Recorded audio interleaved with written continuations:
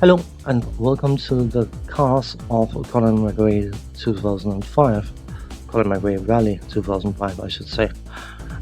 A video series I've been implying at one point that I was going to do some more out of, and I decided I may as well do some of it now. At least I have recorded all of the racing. This is just going to be an explanation of what's going on. There are 34 cars in this game, and I wanted to test them on a fast track and on a technical track. I didn't want to test them on the fastest track because the fastest tracks in this game are very boring. They're basically just straights, 17 turns and then straights again. So I was looking for something with a bit of bite in it. The same thing for the technical track. I wanted a technical track that was challenging and that encouraged you to take chances, but if you took those chances, you would likely wreck your car. So, risk-reward concept. For the fast track, we are going to Spain. We are going to Osage 8 Villarasa, which has a length of 5.7 kilometers. It has 81% abrasive tarmac, 16% smooth tarmac and 3% worn tarmac. The conditions, clear. This is a showcase of the cars. I'm not trying to race under random rally conditions. And the time of the day, midday. That way you avoid the morning and afternoon sun, and trying to do 200 kilometers an hour when you're being blinded is not particularly fun. So, for the purpose of my sanity, I have set them to being midday. The car select is just a car I'm using for the showcase. It is a car I will be covering, which of course is the Ford Focus, or the rally version of it, the 2005 rally version of it.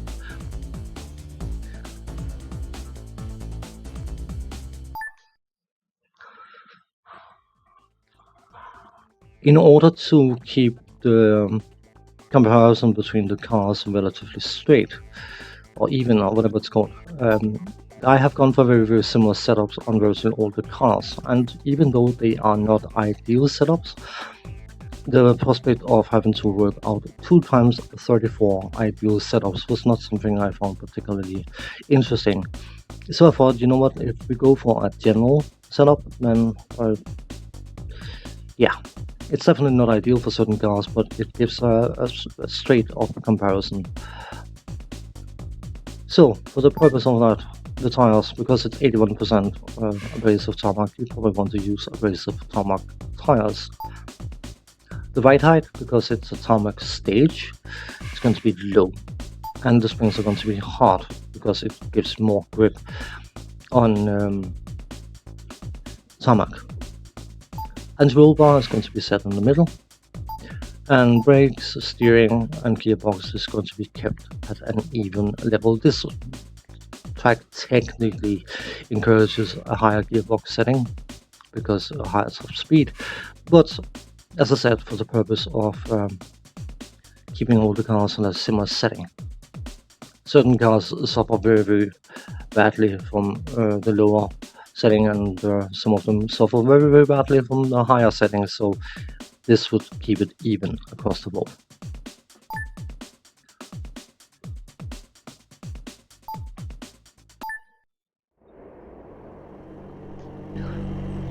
Now, this is a viewpoint I would not normally use, but for the purpose of demonstrating the pressure points or the pain points of this track, I'm going to be using this view.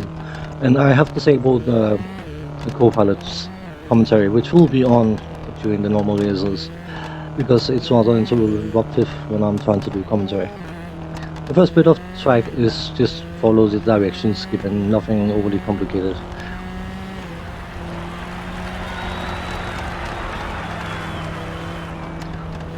The first pain point comes down here.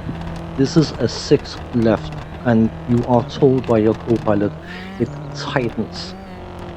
Now, the number given by the instruction is the gear in which the bend can be, or curve, whatever it might be, can be taken in. If you are given a 6 left tightens, that usually indicates that when it tightens, you need to be in a gear lower. If otherwise relevant, you will be told that it tightens to 4 or tightens to 2 or whatever. But this is the point where it tightens, right here. And if you get your wheels touching the sand on the side of this particular bit, there's a good chance the car will fly off the road. So this is the first challenging point. Not smacking into the pillars under the bridge is another challenging point, but the next step comes up right here. 6 right, 5 left cut. That means you're supposed to be cutting this corner here. If you get in at a wrong angle or too high a speed, you will hit those what's it called, spectators you can see over on the left, and the game is not going to allow you to smack into spectators, so if you start sliding towards them, it's just going to set you back on the road. But the wrong speed, wrong angle, and you will again take a sideways skip.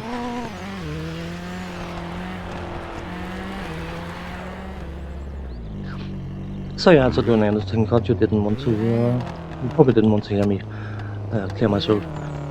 This is a 6 right, stay inside, and when you are told to stay inside, it means you need to be as close to the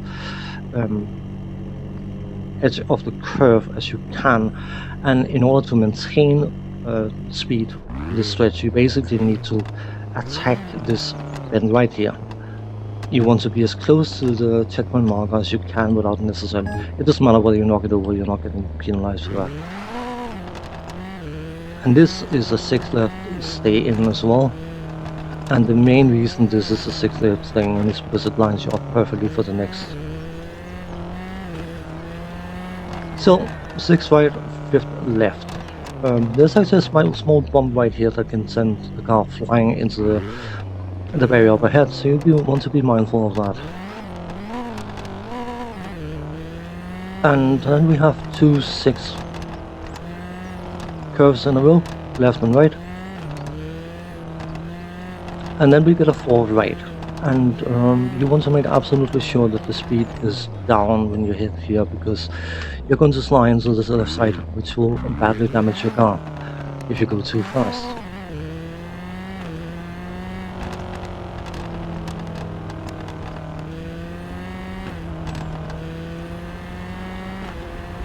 Here you get a 4 right, which is deceptive, because for many cars this is actually more of a 3rd right, and this is a deceptive tightening of the curve. So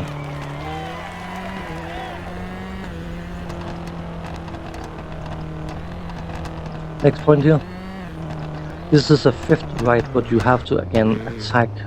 You want to be as close to that marker as you can in order to line up for the fastest section of this track, which is this stretch here. But it also comes with a price if you're not careful. Oops, ignore me. I'm not used to driving this viewpoint. This is 6 left tightens, and this is where it tightens. If you go too fast in this bit, the car will slide, and it will slide sideways into this. As you can see, it's quite elevated, and it will do serious damage to the vehicle. So this is if you're driving with heavy damage, you can easily wreck your car. So a series of 6 gear curves, which you probably won't do them in 6 gear because you will likely go off track if you do. And then we get up to a 3 right, and again you want to make absolutely sure to maintain the speed and attack the curve.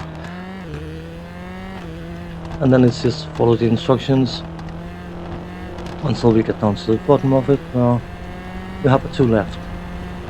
Coming up, And this is a good place to do a handbrake turn, it looks cool. Just follow instructions here, nothing is spacing here. And then we get into this bit I just passed, sorry. 4 left, don't cut. Yeah, if you cut, you smack into the barrier in front of you. This barrier right here.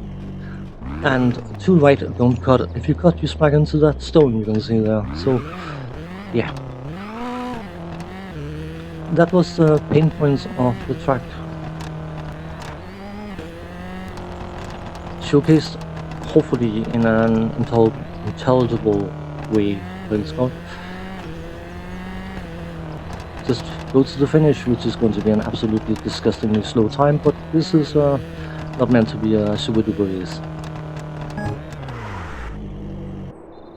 And then we get a review of our average speed and top speed and all that good stuff. Not exactly impressive, but it was a walkthrough of the fast track. So when it comes to the technical track that I want to cover, I decided to go to, if I can get it to do that, my controller needs to be recalibrated, sorry. Finland. There's a stage here called, come on, here we are, Jimmy Javi or whatever. I am not, I do not speak the language. I'm very sorry if I butchered that. Length 4.8 kilometers, medium gravel 40%, light gravel 31%, and heavy gravel 29%. So it is definitely a gravel track. And just like before, clear and midday to avoid getting blinded, I'm going to give you a quick idea of the setup.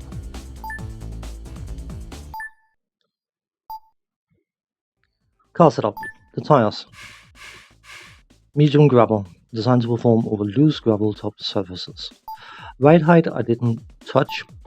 Springs I softened a touch. And the roll bar to the middle and everything else left. Just like before. Very small adjustments just to give some sort of a similarity between the cars. And just like before, I will be doing a run through of the track. So let's get to it.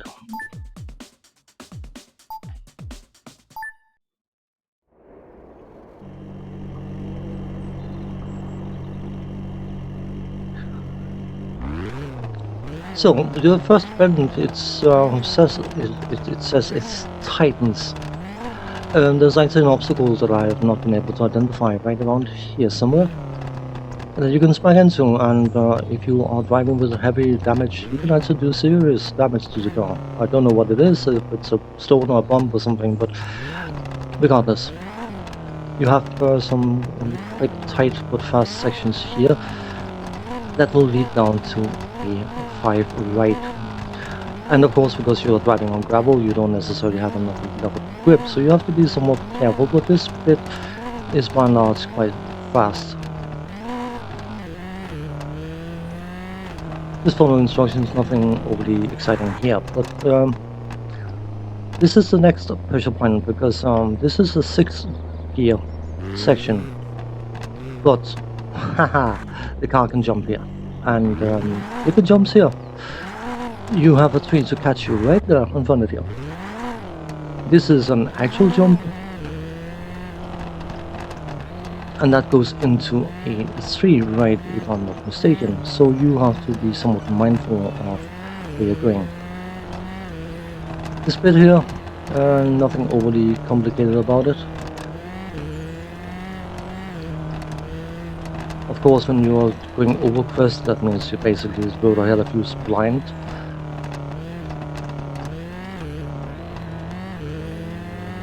There's a jump here coming up, and you want to make sure to stay on the right hand side for that jump, or you will likely hit the trees in front of you.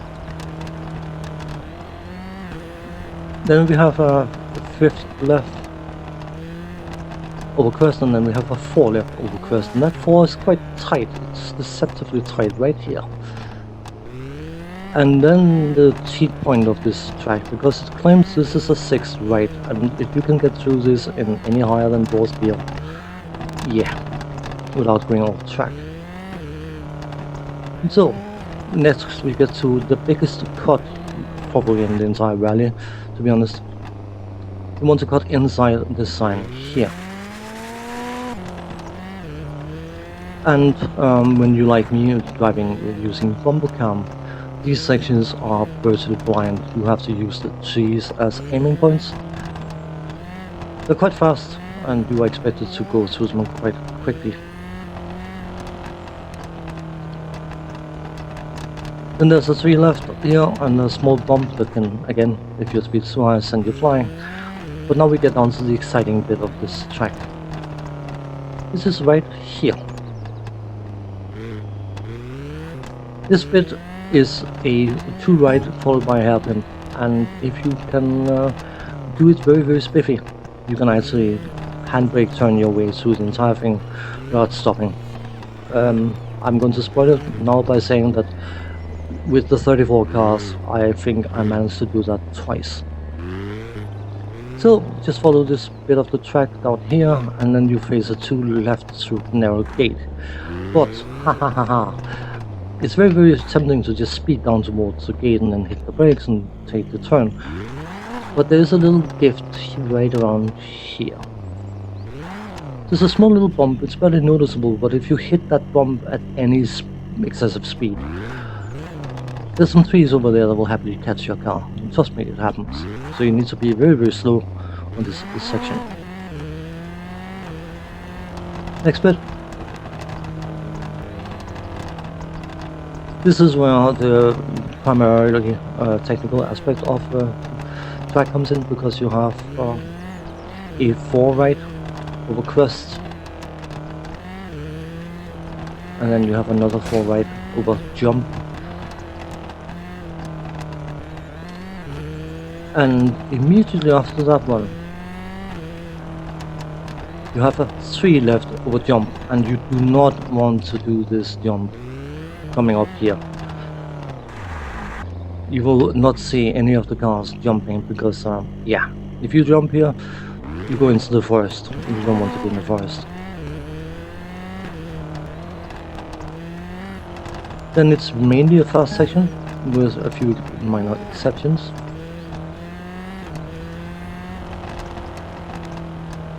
Coming up to a bit of a bailout bit, well, you are encouraged to follow right around, but if your speed is too high, you start sliding out. You can go left, but it just makes the curve a bit sharper here.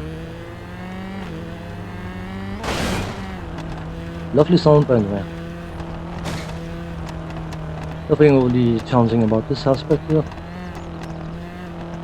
But then you're warned at the top of the track here, there's a 2 left, but you can basically go incredibly quickly and just tap the handbrake and slide through it. Then you get into the next bit, which is also a 2 hand or 2 right, and you don't want to go too fast through that bit. And just follow it down to the finishing line.